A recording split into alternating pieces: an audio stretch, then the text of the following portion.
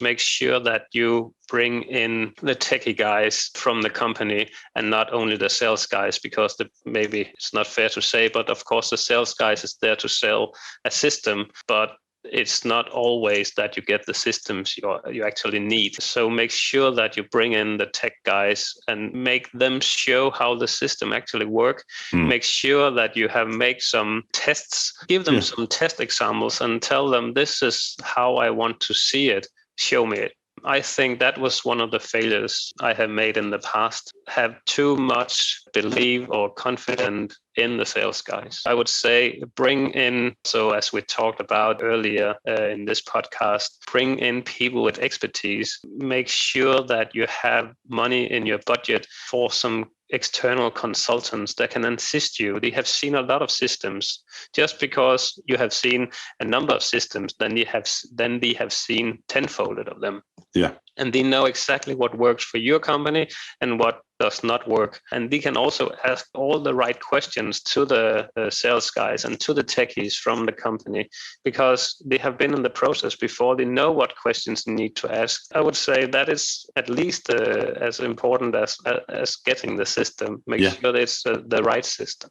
Use the experience you have in your surroundings, because just because you have done treasury work or credit risk work for a number of years, there will be people that have some experience you can leverage on. So use that, and that is also what we did. I had a lot of good conversation with both the treasury and the credit side in Equinor on how to do things, and it also turned out that some of the things we did in Danske Commodities was better compared to what they did in Equinor. So they actually wanted to implement some of the workflows we had, and vice versa. We also looked into what did they do better in Equinor treasury or credit risk compared to what we did in Danske Commodities. And then, of course, we wanted to implement those workflows. So it was to make sure getting the best of everything instead of just keep on doing what you thought was the best.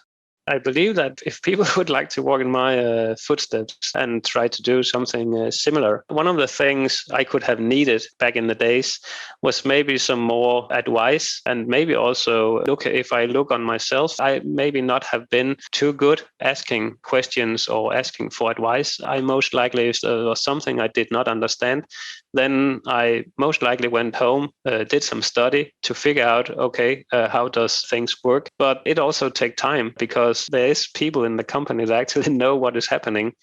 So ask them instead. And also people actually would like to talk, and people would like to talk about their area. So don't be afraid of asking questions. As I also have said, at least in my world, there's no dumb questions.